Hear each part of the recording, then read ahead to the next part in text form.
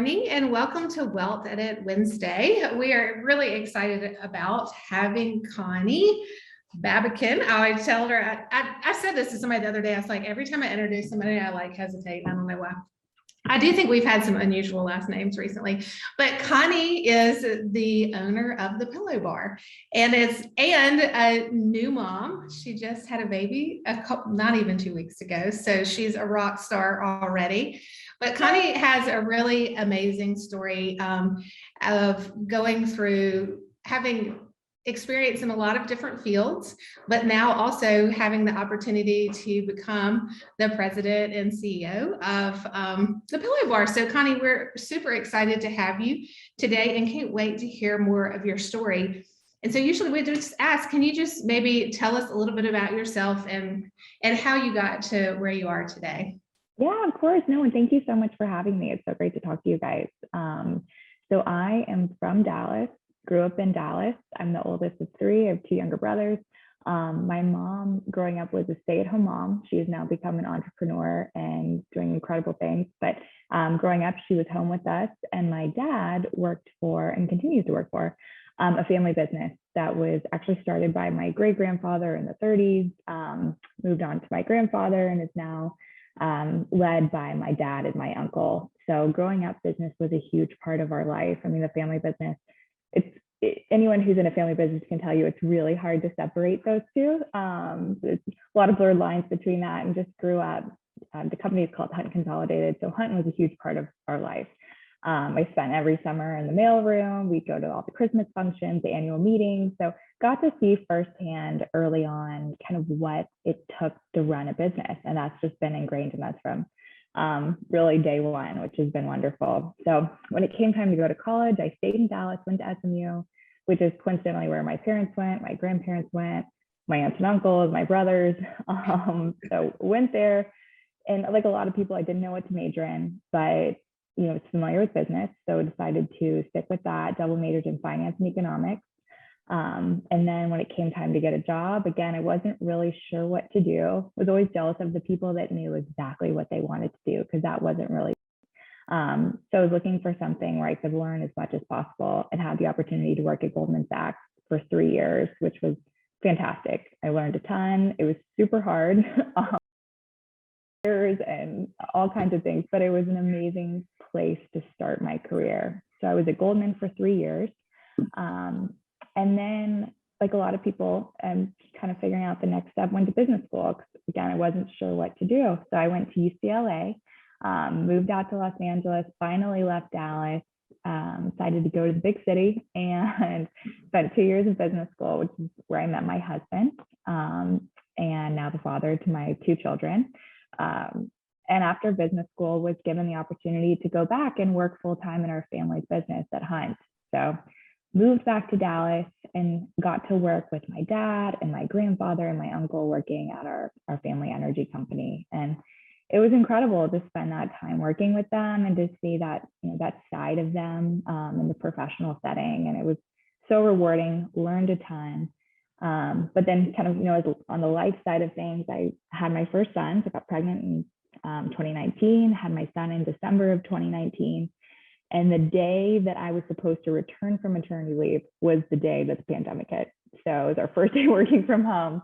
Yeah. And, the whole world changed. So all of a sudden here I am with this baby, and then spent the next year at home, working remotely.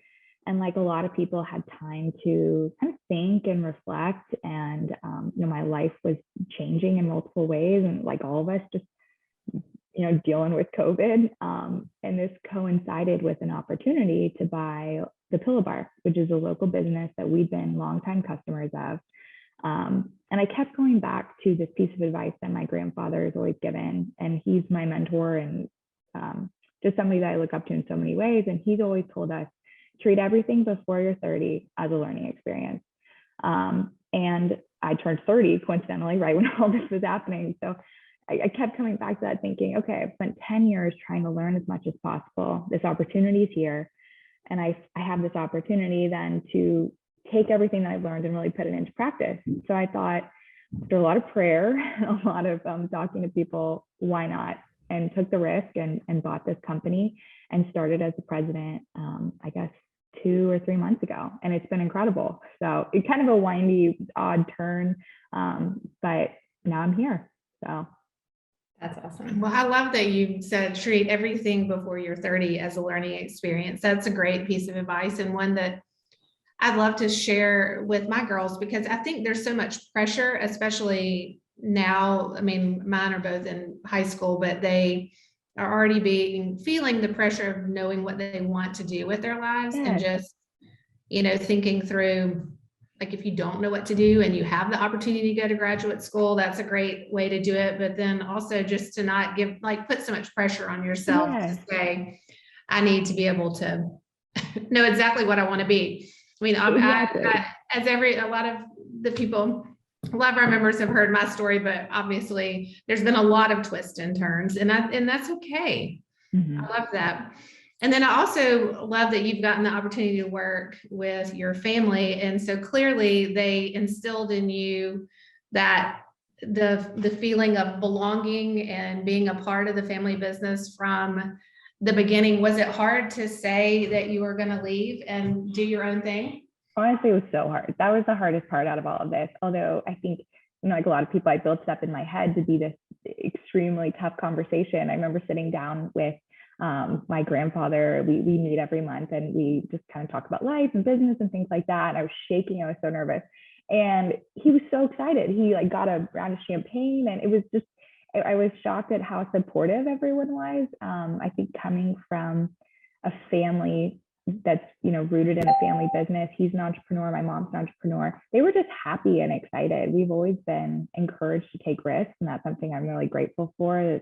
They've supported us along the way with all of our crazy, weird ideas. So they were all for it. And I think it helped that they knew this company. It's a local Dallas company. Their customers, they're actually the ones that told me about the pillow bar. They travel with their pillow bar pillows.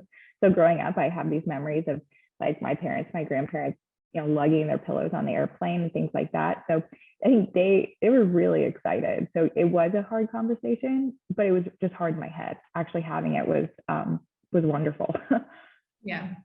I had somebody tell me, like, don't put off 48 hours of pain for a lifetime of happiness. Yeah. Because, it's like the awkwardness of telling somebody that you're changing directions or whatever it is, even if it's leaving a job, usually like the shock and drama of that lasts about 48 hours. And then you settle into okay, now it's happening.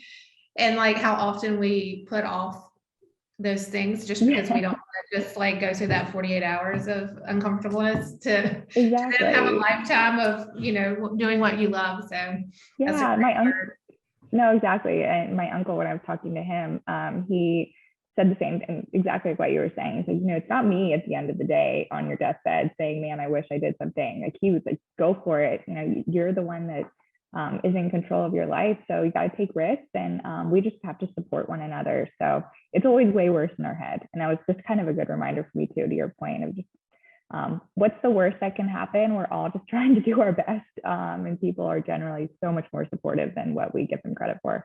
Yeah, that's awesome. Well, tell us about how you've kind of grown it and expanded the pillow bar. Like what kind of your vision for how to make it yours?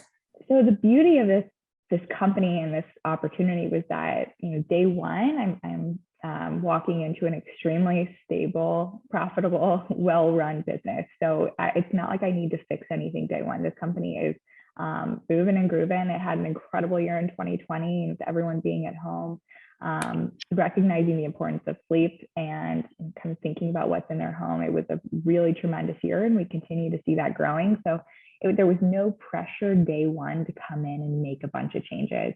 And with that, I'm trying to learn, kind of going back to like learn as much as possible. I'm trying to take these first 6 months and just learn and absorb before I come in and think I can make all of these changes, because there's probably some very valid reasons as to why we're in the place that we're in. However, with that said, I do think that this is a market that will continue to grow. As we think about and prioritize our physical and mental health, sleep is such a key component of that. And I think people people know that, but are really starting to appreciate that again with all of this time at home. And also just the quality of our products. It's 100% like pure Hungarian down. Everything that we have is free of chemicals, free of toxins. I think that what we offer is something that people are going to continue to appreciate. So Merrimack, who's the founder of the company, never did a ton of marketing. Everything is kind of grown organically. So I think that there's a lot of opportunity with just some even limited marketing spend to open up a whole new audience for our products. So no immediate changes to do anything crazy, but taking notes along the way and feel good about what we offer. So yeah. And for those of you who are listening, I mean, the pillow bar is so much more than just pillows. I mean, yes. Yeah. No, what other products you have? Yeah, so it started out as custom pillows. The founder, her husband, went through a pretty traumatic spinal injury and went through surgery, and asked every doctor, what can I do to help him recover? What is the best pillow, the best mattress? And no one could come up with an answer for the best pillow. So she's awesome. And she created this machine in her garage to come up with this perfect pillow for her husband, who is now fully recovered, but basically built the products and was the customer that she was looking for. That was her. But then we've since expanded into pretty much everything for your bed, for your bathroom, and for travel. So we have all kinds of linens, bath linens, bed linens. We have fun travel products, travel pillows, travel pouches, gifts, things like that. So we're trying to expand thoughtfully, but just fun things for, again, your bed, bath, and travel. Yeah, and they're beautifully embroidered for free.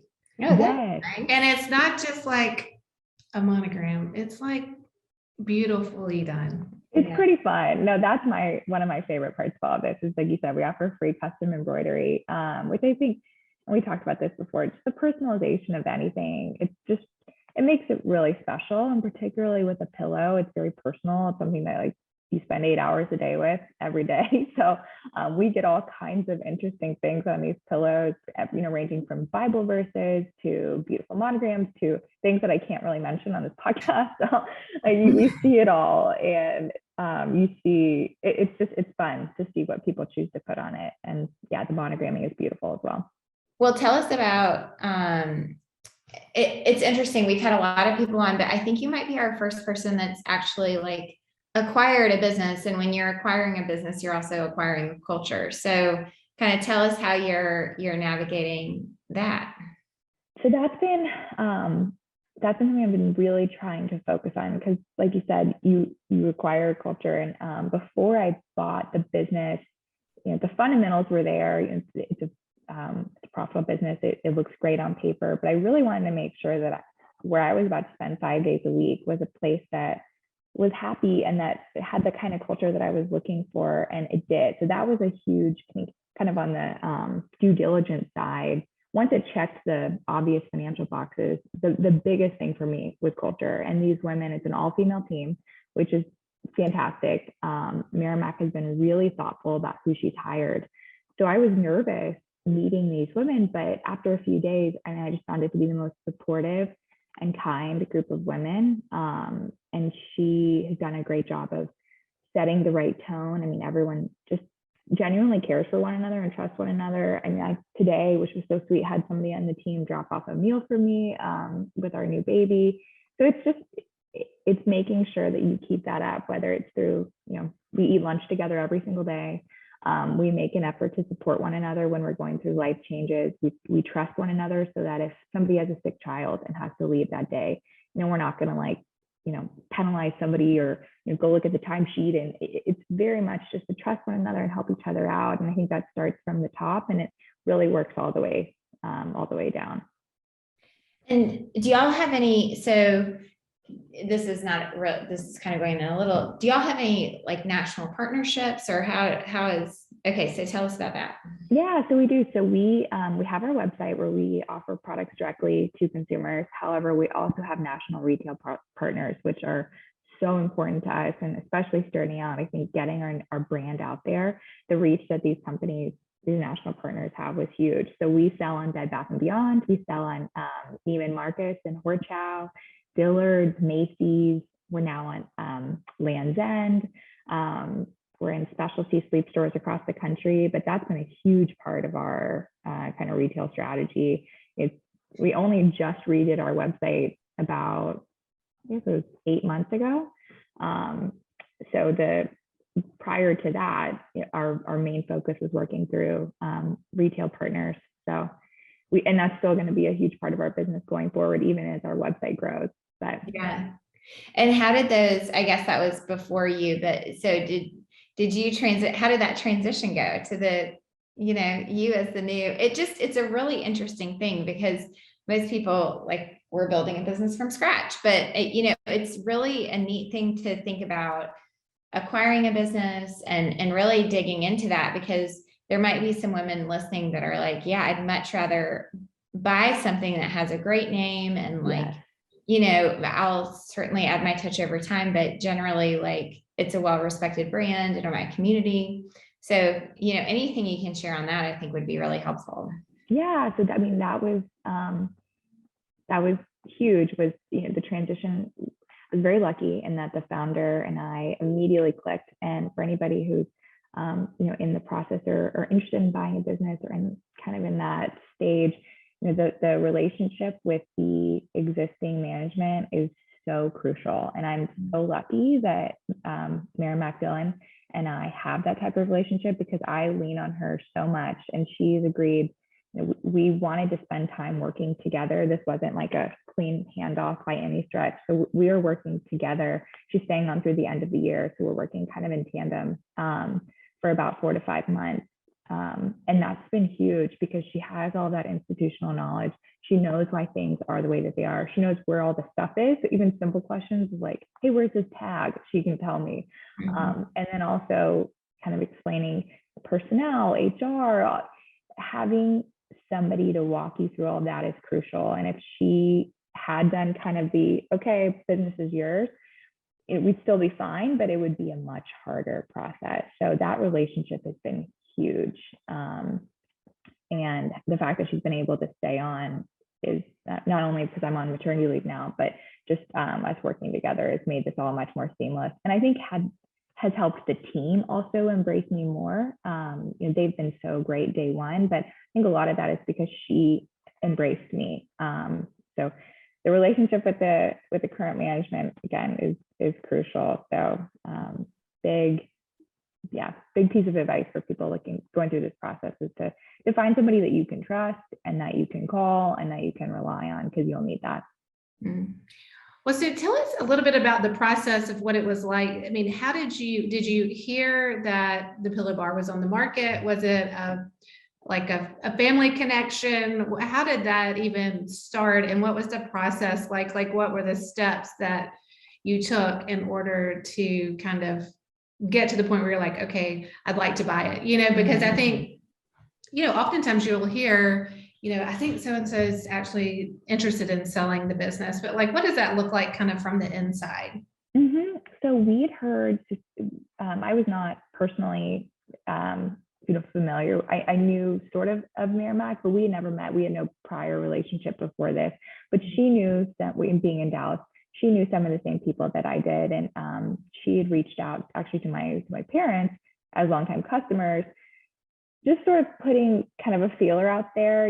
She's at a point in her life where she's grown this. Like, she's been there like hustling for 20 years. And I think rightfully so. She's at a point where she's ready to go and enjoy time with her husband and retire. So she was not it was not a fire sale or anything like that. And it was truly like a very thoughtful, methodical process where nobody was in a rush. So she, very thoughtfully put out the feeler, and we took our time. And I would say from the first conversation we had until closing, it was probably a year and a half.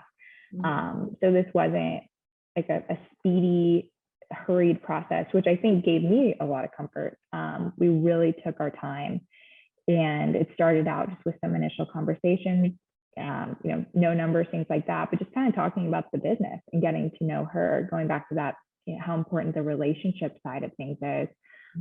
We wanted to make sure that we trusted her and that we believed in the underlying concept. So then from there, we moved on to kind of the basic financials. She gave us historical financial statements. My dad and I built out a pro forma. So like thinking about, okay, here's how things have been going. obviously 2020 was an incredible year. What do we think that we can do with this company? Where do we think we can grow it? We looked at all kinds of different sensitivities, not to go into too many dorky details, and just kind of through stress testing, realized that this can withstand a lot. It's a profitable business, and should remain a profitable business, and with a few tweaks could really grow. So once things checked out from the financial standpoint, then we moved into the team component.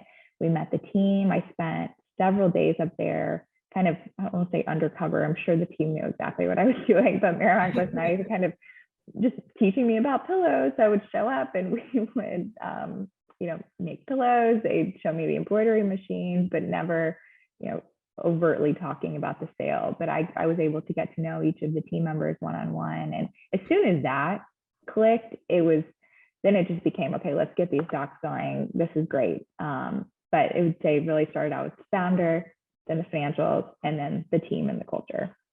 That's awesome. Yeah, I love that. And I think that I know you said you went to business school and then you also were in the financial industry. How important was that knowledge in helping think through the decision to buy the business? I know you said your dad helped, which I know is often just so important to have a trusted advisor, whether it's your dad or a friend or a professional, but how has that background helped you with the purchase decision and what you're doing today? Yeah, so I would say that, kind of going back to there's two key aspects for me. One is sort of the intangible, relationship, team, culture. You do feel good about the non-financial side of the business, which is crucial. And then there's also the fundamental financial question, is this business profitable? Are you going to make money? Because without that, you can't have a team if you're not a viable company. So being able to use some of that finance experience was really helpful during the due diligence phase. And then also kind of in the day-to-day, you have to know what's in the bank, when do we need to pay inventory? Okay, rent's due. Okay, payroll's on the 15th. So you have to have a pretty fundamental understanding of the ins and outs of cash flow, but it's not rocket science by any means. And I think that anybody can learn and teach themselves these things. So that's been comforting to me. I mean, I've, working at Goldman, we did these crazy Excel models, and even at Hunt, all of these financial crazy projections dealing with oil prices and all these different metrics. And, while that's great, we don't need that at the Pillow Bar. It's not everything needs to be super complicated. So that's been great. I mean, I think I've been in Excel. I used to spend 12 hours a day in Excel, and now I'm spending 1 hour a day in Excel, which is great for my mental health, but also it just shows that a lot of this is just kind of the fundamentals. And I think that anybody can teach themselves that, and particularly if they have a partner or a friend that can help along the way. But so having the background was helpful, although I feel confident that most people, pretty much anyone can teach themselves this stuff. So. I love hearing that, because I think it does. I say often, learning to be good with money is just jumping off a diving board for the first time. It seems super scary, but actually it's really not that far away from the water, and you know how to swim. So I think that is something that is such a good message to women and anyone really, that it's just, you can do it. Absolutely. And attitude is such a huge component of all this too. And I think women can multitask. And I think women are really well suited for small businesses, because you have to wear a ton of hats. And I think we do that as women, every day. We're doing all kinds of stuff at the same time and juggling all kinds of balls in the air. And that's what a small business is. So I actually think that we're really well suited to do this kind of stuff. And, finance is one of the balls in the air, but so is marketing, HR, dealing with people, knowing your customers. So it's just one component of a much bigger puzzle. Totally. Mm-hmm. And what about balancing all those hats that you're wearing at work, and now with being the mom of two? How has that been? Oh, well, I'm a mom of two for, I guess, 8 days now. So TBD on that part. But I think that's so amazing that you have 8 days ago. That's awesome. You're not seeing my huge cup of coffee right here, but so we're managing right now. But honestly, a lot of it is just kind of balance. I remember at business school, there's a female entrepreneur that said this, and it stuck with me. And she's saying, there are days where I feel like a fantastic businesswoman, and there are days where I feel like a just fantastic mother, and rarely do those fall on the same day. So, there's going to be, you're going to have to give and take, and you're going to have to rely on, your team, your family, your tribe, or whatever you want to call it, whether that's, your partner or your friends or your colleagues. You can't do it all by yourself. And I think we talked about this, Emily, just communication too. So my husband and I will sit down every day and we'll just talk about, today's gonna be really tough. I'm gonna need you to do X. And you just really have to almost over communicate how you're doing, because you can't do it by yourself. And whether that's with your partner or your team, my team, we were very open and honest about what these 2 months were going to look like after I gave birth. And I was just set very clear expectations on what I could and couldn't do. And then because of that, we were able to come up with a game plan. So I think people are supportive. We want to help one another, but you can't, help someone who isn't asking for help. So just communicating is a key part. And I've been really blessed to, again, have people that support me and that we are able to just say, hey, I need some help. I'm raising my hand here. And it works out. I always say that's like the secret to any business, is just like, we do not have a hard time getting really great advice, because we just say like, I need help here. Like, can you help me? And then people do. Like, it's not, we were driving back from New Orleans and we had a fun friend. We were just talking to someone and, I said, you just ask for help. Like, and it's that simple. And they're like, well, what if they say no? I'm like, well, then they do. But like, that doesn't happen very much, No, it's like, if someone's going to say no to helping you, that really says something more about them than it does about you anyway. Yeah, exactly. No, I know. And I think that, again, kind of going back to, I think why women are really well suited for this. We sympathize and we empathize and we understand and want to help one another. And we're comfortable asking each other for help when you're in a situation where you trust one another. So I think that we're particularly well suited to do that, where maybe, with my husband, it's been more of a coaching process, like the asking and communicating for help. But we as women are communicative, and we support one another, and we get it. So yeah, I love that. I do too. Okay, so at the end of every call, we ask our speaker, why did you say yes to the Wealth Edit? Or, why do you think it's important that women open up conversations about money and wealth? Okay. Well, honestly, I love what you guys are doing, because there's a real stigma about talking about money. And I get it.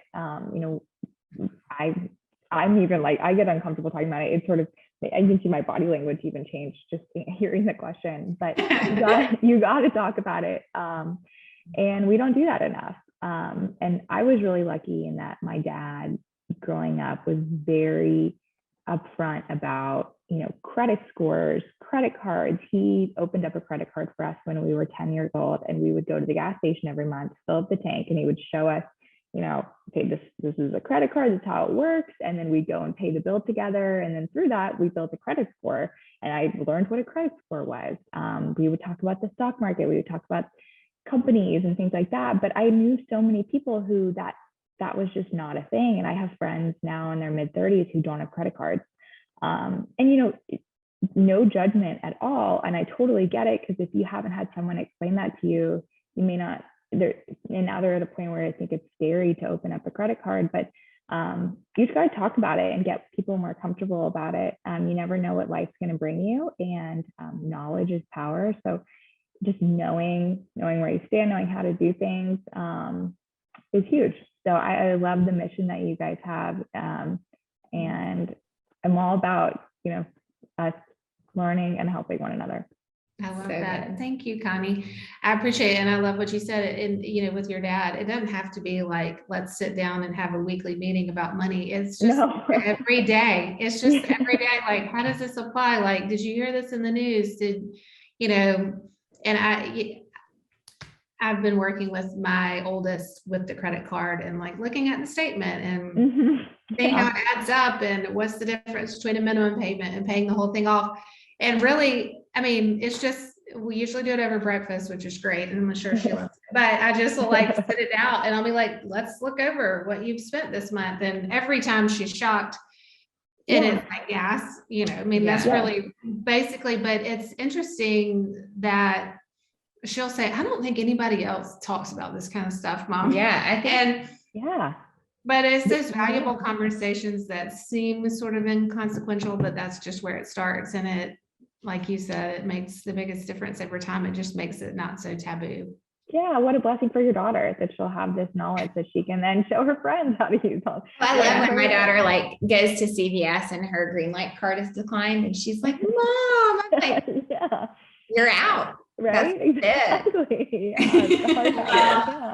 So my daughter yesterday, we have a Greenwise. Do y'all have a Publix Greenwise where it's like a healthy Publix? I don't know. We don't have Publix in Dallas, but I've heard all about it. Okay, so we have a Publix, but it's like a healthy Publix. And everybody they still have like Lay's potato chips. Everybody revolted. They revolted, and so they had to put in some things like Oreos and potato chips and stuff. Anyway, they have this little area where you can study. And so I dropped her off after school with some friends to study for a biology test. And she got in the car, and a lot of times they'll get a snack. And so I said, well, did you buy anything? She said, well, I had to buy some shampoo because we're out. So I used my own money. And she's like, I bought this type because the bottle was cute. And there was another one with a cute bottle, but it was $12. And this one was only $4. And so I have this, so she pulls it out. It's a bottle of Tresemme. Oh, yeah. And I was like, nice. And it was like black with a hot pink, she's like, I like the hot pink. I was like, okay. And so last night she went in and she got out her shampoo and she's like, I'm going to be careful how much I use of this since I had to spend my own money. It feels different when it's yours. It feels a lot different. And on like the 5th time of mentioning it, I was like, Camille, I'll reimburse you. This morning she came out, she's like, look at my hair. I think this Tresemme is like really nice shampoo. That is so funny. Nice. But I just thought, it's just that ownership. It's like learning how to buy stuff, thinking through the decisions that you make. And it's so sweet, but exactly. Got some great hair too. Everybody needs to go try the Tresemme. It's got a cute model, affordable. You just never know. Well, I was just like scrolling through your website while we were sitting here, and y'all have some really cute things like this travel set. I want someone to get me the Globe Trotter travel set in white with like a little monogram. It's so cute. Out there. I just put it out there just in case someone needs to buy me a present. So anyway, but thank you so much. And if our listeners want to purchase something from the Pillow Bar, what's the best way for them to reach you all? Yeah, well, thank you for asking. So we have the national retail partners. You can find us on Neiman's, Bed Bath & Beyond, Macy's, all kinds of online stores, and you can also purchase from our website where you can customize with all the fun monogram options. You can see what the monograms look like on your product, so check out thepillowbar.com as well. It's so great. Well, thank you, Connie. We enjoyed our conversation. Thank you. Have a fun day with babies. I will. Thank you so much. Bye. See you later. Bye.